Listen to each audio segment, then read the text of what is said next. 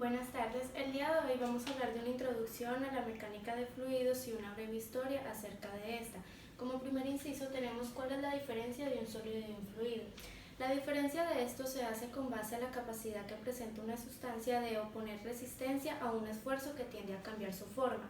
Un sólido puede oponer resistencia a un esfuerzo cortante aplicado por medio de la deformación, mientras que un fluido se deforma de manera continua bajo la influencia del esfuerzo cortante.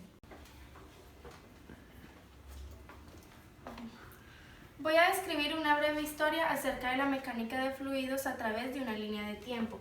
De 283 a 133 a.C. se construyeron tuberías de plomo y arcilla. Además, se realizó la ingeniería más impresionante en la ciudad helenca de Pergamón, actualmente Turquía. De 285 a 212 a.C., el matemático Arquímedes realizó una colaboración a la teoría de la mecánica de fluidos, aplicó y formuló el principio de flotación. En la Edad Media se construyeron y diseñaron bombas de émbolo, se perfeccionó la rueda hidráulica y el molino de viento. Todo esto llevó a la revolución industrial.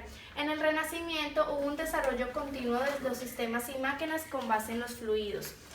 Blaise Pascal, de 1623 a 1762, integró y refinó las distribuciones de la presión hidrostática y los vacíos.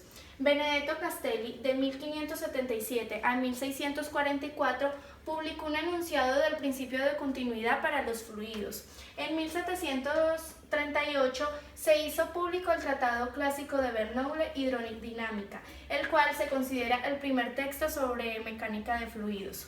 Rich Prony, de 1755 a 1839, junto a la Escuela Francesa de Ingenieros, fueron los primeros en integrar el cálculo y la teoría científica en el currículo de ingeniería. En el siglo XIX, Jean Ponceulli midió con exactitud el flujo en tubos capilares para múltiples fluidos. Gottlieb Hagen, desde 1797 a 1884, estableció la diferencia entre el flujo laminal y el turbulento en tubos. George Stokes, de 1819 a 1903, completó las ecuaciones generales del movimiento de los fluidos con fricción. En la mitad del siglo XX se considera la edad de oro a las aplicaciones de la mecánica de fluidos. Aquí se definieron las propiedades y los parámetros. A finales del siglo XX se pudo ver beneficiada a la sociedad gracias a la optimización del diseño de una álava de turbina. Tercero, ¿en cuáles leyes, principios o teorías se basa la mecánica de fluidos? Primero, conservación de la masa y cantidad de movimiento. Primera y segunda ley de la termodinámica. Las leyes de la dinámica por Isaac Newton y la ley de la viscosidad. Cuarto, propiedades más comunes en la mecánica de fluidos. Entre esas tenemos la densidad, la gravedad específica, la presión, la viscosidad y el peso específico. Cada uno tiene su respectivo símbolo, interpretación matemática, sus dimensiones y las unidades, tanto en el sistema internacional como en el sistema inglés. 1.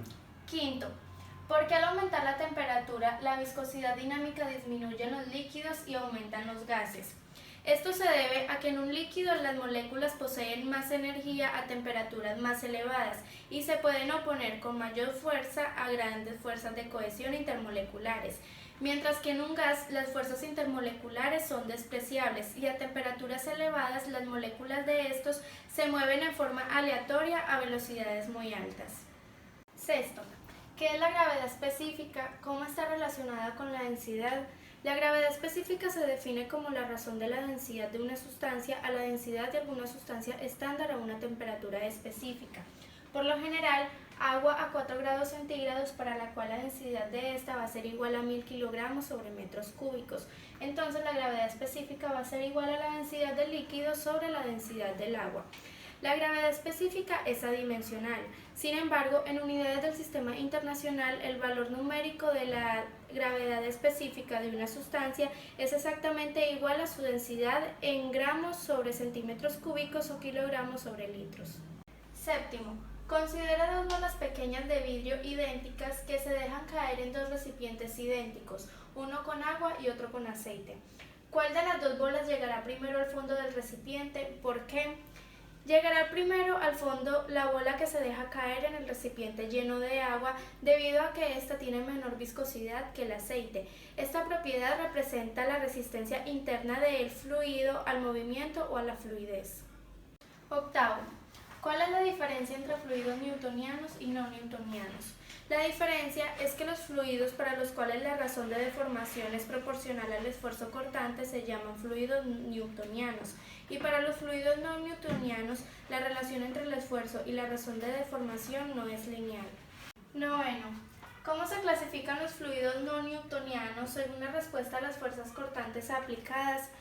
Los fluidos cuya viscosidad aparente se incrementa con la razón de deformación se conocen como fluidos dilatantes o espesantes al corte, y los que exhiben el comportamiento opuesto, en el cual el fluido se vuelve menos viscoso a medida que se le sujeta a un corte más intenso, se le conoce como fluidos pseudoplásticos o adelgazantes al corte.